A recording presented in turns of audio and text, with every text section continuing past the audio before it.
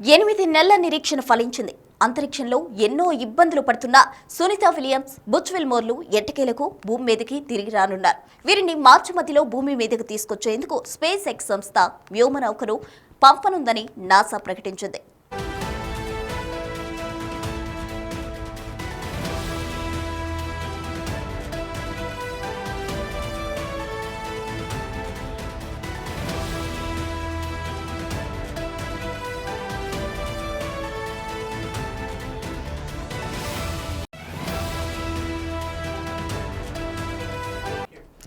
గత జూన్ 5న భారత సంతతి ఆస్ట్రోనాట్ అయిన సునీత విలియమ్స్, మరో వ్యోమగామి బుచ్ విల్మోర్ ISS కు చేరుకున్నారు. వీరిని తీసుకెళ్లిన స్టార్ లైనర్ ప్రొపల్షన్ తో సమస్యలు తలెత్తడంతో వారు 8 నెలలుగా అక్కడే ఉండిపోయారు.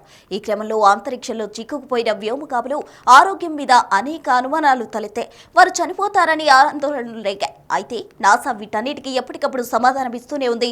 ఆస్ట్రోనాట్స్ ఆరోగ్యం మీద శ్రద్ధ తీసుకుంటున్నామని, ఎప్పటికప్పుడు పర్యవేక్షిస్తున్నామని చెబుతూనే ఉంది. ఆస్ట్రోనాట్స్ ఫోటోలు పోస్ట్ చేస్తూనే ఉంది.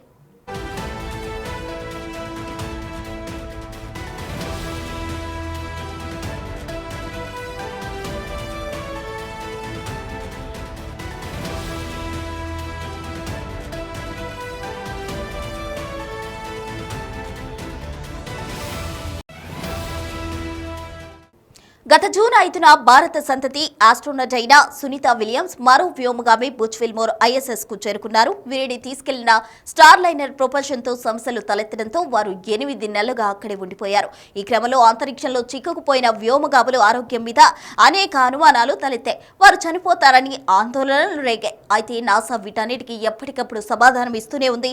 ఆస్ట్రోనాట్స్ ఆరోగ్యం మీద శ్రద్ధ తీసుకుంటున్నామని, ఎప్పటికప్పుడు పర్యవేక్షిస్తున్నామని చెబుతూనే ఉంది. ఆస్ట్రోనాట్స్ ఫోటోలు పోస్ట్ చేస్తూనే ఉంది. ఈ క్రమంలో సునీత విలియమ్స్ మరో సహచర ఆస్ట్రోనట్ విల్మోర్ తో కలిసి గురువారం ఉమ్మడిగా స్పేస్ వాక్ చేశారు.